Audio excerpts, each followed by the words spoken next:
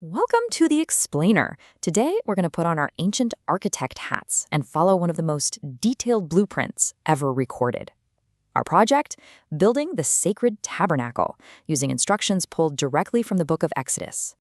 So let's just dive right into the core problem.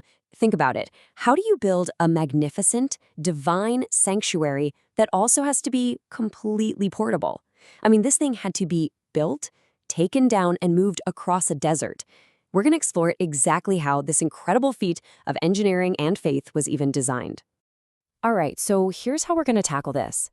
We're actually going to follow the blueprint's own logic, building our understanding from the secret inside all the way out.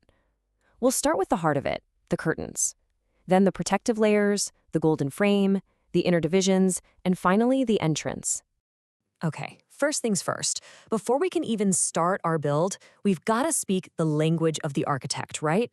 So let's just clarify a couple of key terms from this ancient blueprint. First up, scale. You have to get your head around the main unit of measurement here, which is the cubit. Now, a cubit is roughly the length of a forearm, so think about 1.5 feet or 18 inches. Keep that in your mind because it really helps you picture the massive scale of every single piece we're about to talk about. Now for the main material. The primary building block for the frame is specifically called out as shittim wood. And this was absolutely not a random choice. This wood comes from the acacia tree, which is native to the Sinai Desert. It's super dense, it's durable, and it's resistant to insects. Literally the perfect local material for a structure that needs to move. Okay, with those basics down, let's get to the very heart of the structure. The tabernacle itself, the actual dwelling, doesn't begin with walls of wood or stone. No, it begins with its most beautiful and ornate element, a massive, continuous curtain. The instruction calls for 10 individual curtains made from fine-spun linen. And these are not just plain white sheets, not at all. They are vibrantly colored with blue, purple, and scarlet threads, and intricately woven with designs of cherubim, these angelic beings. Each one is precisely 28 cubits long by 4 cubits wide. That's about 42 feet by 6 feet, just massive for a single curtain. So how do 10 separate curtains become one single dwelling? Well, the plans are incredibly specific. 5 of the curtains are joined together to make one huge sheet, and the other 5 are joined to make a second one. Then, along the edges where they meet, they sew 50 loops of blue thread. And then, get this, 50 clasps or taches made of pure gold are used to hook these loops together. It creates one seamless, massive, and sacred interior space. That fine linen interior sounds absolutely stunning, right? But it wouldn't last a week out in the desert, sun, and sand. The blueprints, of course, accounted for this. All that sacred art was protected by multiple, very carefully designed layers. And this right here just shows the practical genius of the design. The very next layer forms the tent, and it's made of 11 curtains of goat's hair. Now look at the differences. It's a tougher, more utilitarian material. It's slightly larger, so it can completely cover the precious linen inside. And its 50 taches are made of sturdy brass, not gold. This is the weatherproof shell. And it didn't even stop there. On top of that goat's hair tent, you had 2 more layers for just rugged durability. A covering made of ram skins that were dyed red, and then a final, tough outer layer made from badger skins. So that's 4 layers in total, going from the most sacred and beautiful to the most sturdy and protective. Okay, so we've got all these coverings, but what holds them all up? Now we get to the skeleton of the sanctuary, and it's this design that combines the rugged strength of that desert wood with just an incredible, dazzling opulence. You know, the framework was this really sophisticated assembly. You had upright boards of shittim wood that formed the walls, but they didn't just stand there in the sand. Each board was set into 2 heavy sockets made of solid silver, which gave it a super firm foundation.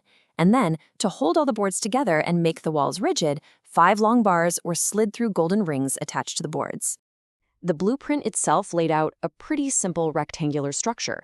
The 2 long sides, the north and south walls, each needed 20 boards, and the shorter back wall on the west was made of 6 boards, plus 2 special corner boards, making 8 in total.